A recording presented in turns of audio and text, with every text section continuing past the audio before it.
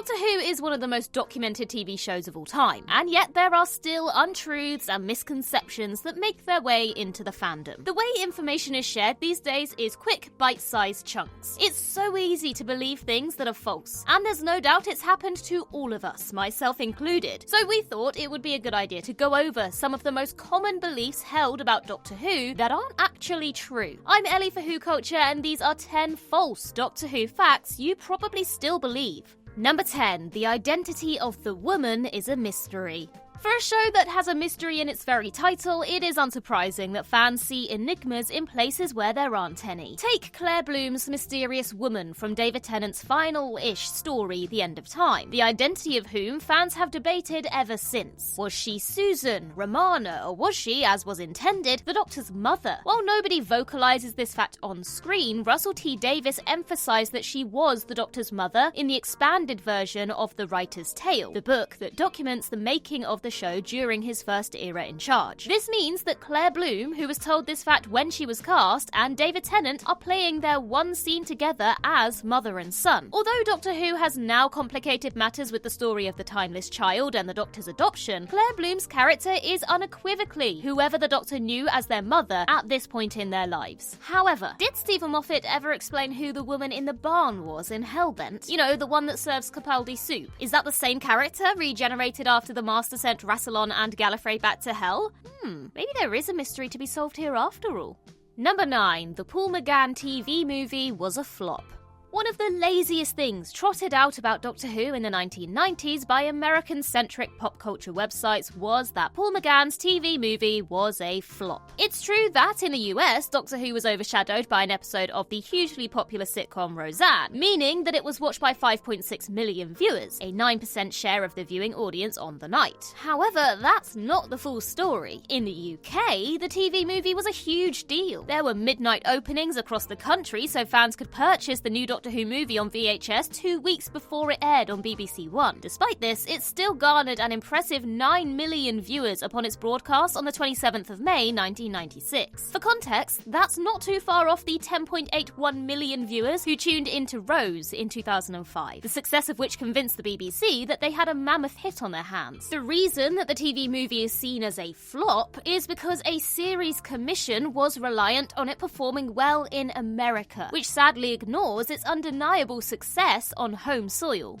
Number 8. David Tennant was the first to play 2 different Doctors. There was a lot of talk about David Tennant's record-breaking 14th incarnation in the lead-up to Doctor Who's 60th anniversary. Sitting on countless chat show couches, Tennant nodded along to the assertion that he was the first actor to play 2 different incarnations of the Doctor. Except he wasn't. Tom Baker beat him to that accolade in 2013 when he appeared as the Curator, who was a retired Doctor wearing the face of an old favourite. Now, Russell T Davies' wild revelation that bi-generation occurred for every Doctor creates the possibility that the Curator is actually just a retired version of the 4th Doctor. But until that's confirmed on screen, Tom Baker remains the first actor to play 2 different incarnations of the Doctor, unless we take into account Sylvester McCoy in a blonde wig and Technicolor coat in Time and the Rani, or Richard E. Grant in The Curse of Fatal Death and Scream of the Shalka. The timelines, they've all gone wibbly.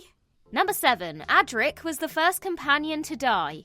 When many people think of the first Doctor Who companion to pop their clogs, their brain naturally goes to Adric. After all, he travelled with 2 incarnations of the Doctor and had a dramatic ending, crashing a freighter full of dead Cybermen into prehistoric Earth. In reality, Adric wasn't the first Doctor Who companion to die, but it's easy to see why people think that. Firstly, the serial in which not 1 but 2 companion deaths take place, The Daleks' Master Plan, is mostly missing from the BBC archives. Secondly, one of those companions, Jean Marsh's Sarah Kingdom, disputes that she's even a Doctor Who companion in the story. The first of those 2 deaths was Katerina, the ancient Greek handmaiden who joined the Doctor and Stephen at the end of the Mythmakers. Like Adric, Katerina's death also takes place on a spaceship, and she also sacrifices herself to save her friends by opening an airlock and blasting herself and the villain into space, so the Doctor can continue his mission. Well, that's alright then!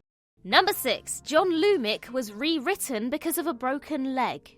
It's not uncommon for Doctor Who scripts to be rewritten in response to backstage changes. Take the scene in The Pirate Planet, where the Fourth Doctor smacks his face off the TARDIS console. It was a late addition to the script to explain the substantial cut on Tom Baker's lip after he was bitten by a dog while filming the Reboss operation. Rumour has it that a similar rewrite was done on Series 2's Rise of the Cybermen to accommodate actor Roger Lloyd-Pack after he had broken his leg in an accident at home. News of Lloyd-Pack's injury emerged towards the end of 2005, with reports stating that the scripts for his performance as John Lumic would have to be rewritten. Months later, while previewing the Cybermen two-parter in the pages of Doctor Who magazine, writer Tom McRae said that the character of John Lumic was always written as a wheelchair user, so no rewrites were necessary in light of Lloyd-Pack's injury. Perhaps the intent was to further emphasise the links between this particular genesis of the Cybermen and the Daleks' notorious creator Davros. Who knows?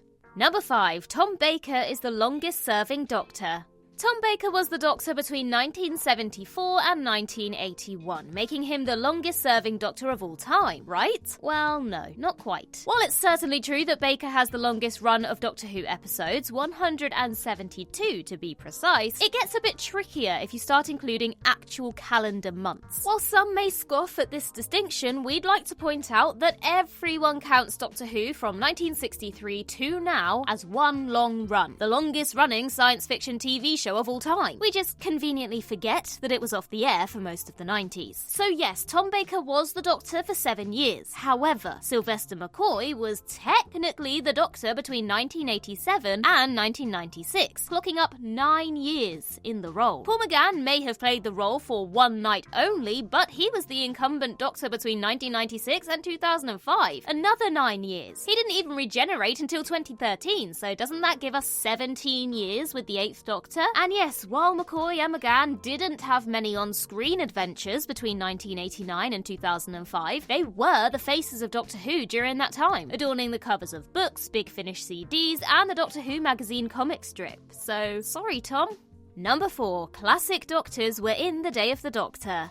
Obviously, those body doubles floating on a cloud at the end aren't the original classic Doctors, but the Five-ish Doctors reboot strongly hinted that Peter Davison, Colin Baker and Sylvester McCoy did sneak their way into the Day of the Doctor. The Five-ish Doctors reboot was a real highlight of the 50th anniversary, and a great sitcom pitch for the new Disney Plus era of Doctor Who. I mean, who doesn't want to see more of Pete, Colin and Sylv getting into Doctor Who adjacent scrapes? I, for one, would definitely watch it. After much clowning around in Cardiff, this one-off episode ends with the 3 classic Doctors standing under sheets in the Undergallery, and this led some fans to believe that they were actually in the episode standing under those same sheets. But Stephen Moffat says they weren't. He said, "There are things that you don't do to 3 highly distinguished actors, and one of them is you don't really drape them under a sheet for several hours." So yeah, it's a lie, but I think we all prefer the version of the Day of the Doctor where we choose to believe that Sylvester, Colin and Peter are hiding under dust sheets while Matt Smith walks past them. Number 3. Ten and Rose's New Earth kiss was an adlib. Many fans have forgotten rule number 1 of any Doctor Who promotional material. The showrunner lies. Stephen Moffat's wry sense of humour was regularly getting him in trouble with fans who couldn't read irony. And Russell T Davies is no stranger to people taking his words at face value either. For example, the scene in New Earth in which Rose, while under the influence of Cassandra, gives the 10th Doctor a passionate kiss. During the online commentary for the episode, RTD notes that it was, quote, completely unscripted. This prompts much laughter from David Tennant and producer Phil Collinson, not least because it's a joke. However, some fans took it at face value and believe that the kiss was an ad-lib by Billy Piper. A quick look at the script for New Earth confirms otherwise, however. The scene in question is written by Russell T Davies as follows, quote, "She grabs his collar, yanks him down, snogs him, lets go, wipes her mouth like she's eaten fried chicken." So if you've ever wondered what it's like to kiss the 10th Doctor, apparently it's not unlike devouring a KFC family bucket. Oh, the things we learn. Number 2. Doctor Who was cancelled in 1989. Classic Doctor Who ended on the 6th of December 1989, with the 7th Doctor and Ace heading off to cities made of song. While it's true that the BBC had informed the production team that there would be no Doctor Who in 1990, it was never formally cancelled. Perhaps to avoid the release of another charity single, the BBC never publicly stated that Doctor Who was cancelled. And in their defence, there was never a point during the 90s where someone somewhere in the corporation wasn't investigating a way to put Doctor Who back on TV. Forgetting the Paul McGann TV movie, there was a planned animated series from Canadian studio Nelvana, and when that fell through, Doctor Who was eyed up as a potential movie franchise, sort of like the Paddington of its day. And from the late 90s onwards, BBC head of drama serial Mal Young was exploring the possibility of a new series of Doctor Who. And while he wouldn't be successful at first, the work done by him would ultimately pave the way for the 2005 revival.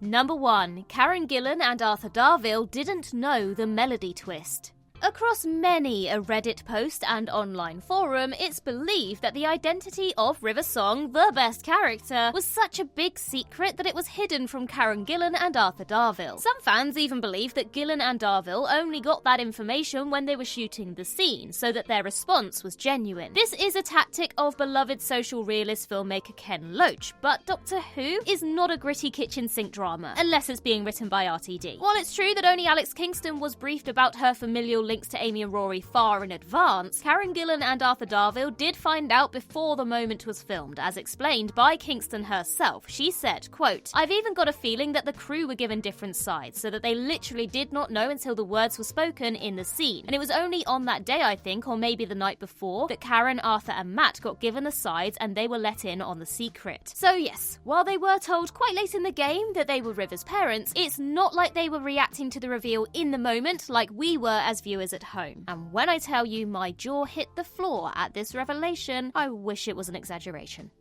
So yes, there's some false facts, but there are true facts as well. Why not check out 10 Doctor Who facts you won't believe are true? In the meantime, I've been Ellie for Who Culture, and in the words of River Song herself, goodbye, sweeties.